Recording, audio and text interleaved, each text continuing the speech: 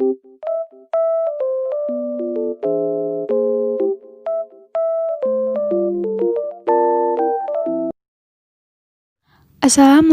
warahmatullahi wabarakatuh.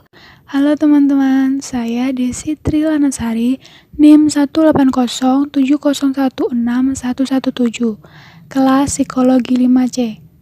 Saya di sini akan menjelaskan kebutuhan dan layanan pendidikan anak remaja berkebutuhan khusus Attention Deficit Disorder atau ADD. Yang pertama, apa sih Attention Deficit Disorder atau ADD itu? ADD adalah gangguan pemusatan perhatian. Jika didefinisikan secara umum, ADD menjelaskan kondisi anak-anak yang memperlihatkan ciri-ciri atau gejala kurang konsentrasi dan impulsif yang dapat menyebabkan ketidakseimbangan sebagian besar aktivitas hidup mereka. Selanjutnya, saya akan menjelaskan kebutuhan yang dibutuhkan bagi anak Attention Deficit Disorder atau ADD. Menurut Sugiarmin tahun 2006, sebenarnya kebutuhan yang dibutuhkan ADD ini sama dengan kebutuhan yang dibutuhkan oleh Attention Deficit Hyperactive Disorder atau ADHD.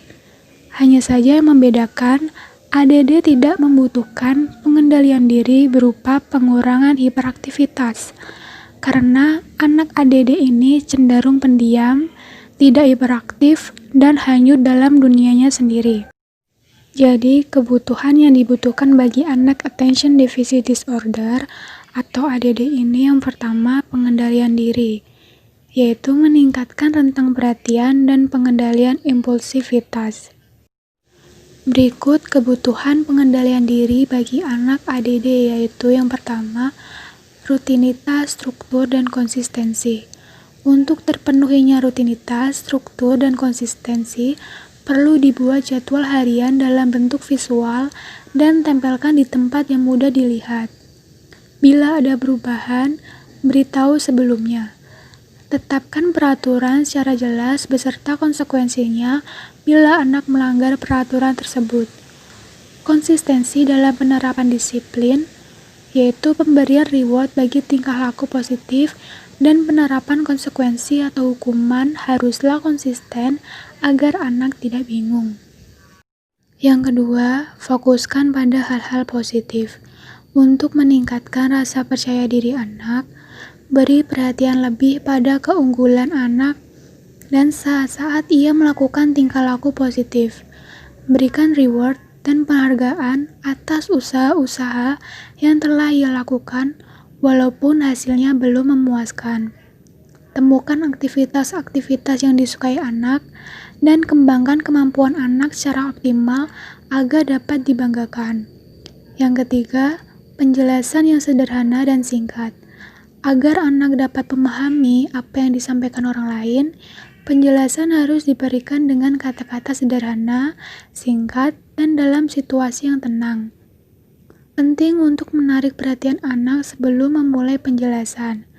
Pastikan bahwa ia mendengar perkataan orang lain dan tidak sedang melamun atau asik melakukan aktivitas tertentu.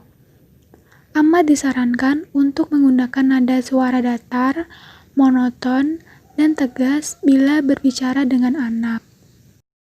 Yang keempat, hindari argumentasi dan eskalasi. Untuk menghindari konflik yang berlarut-larut, sedapat mungkin hindarilah argumentasi.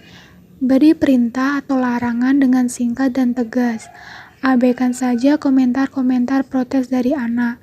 Jangan terlalu banyak memberikan penjelasan karena justru akan menimbulkan argumentasi. Kebutuhan yang kedua yaitu kebutuhan belajar.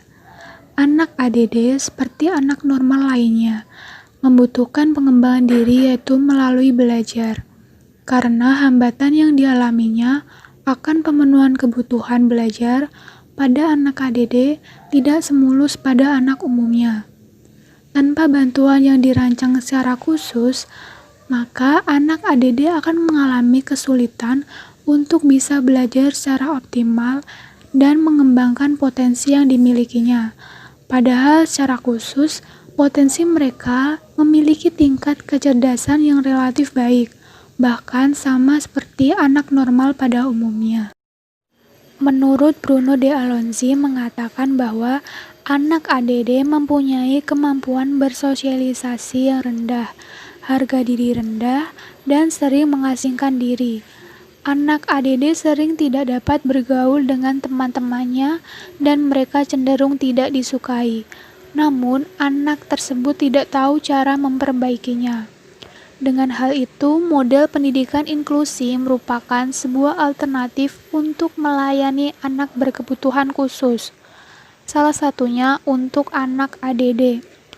Pendidikan inklusi ini merupakan salah satu upaya untuk memberikan peluang bagi anak berkelainan tingkat ringan dan sedang untuk mendapatkan pendidikan di kelas reguler.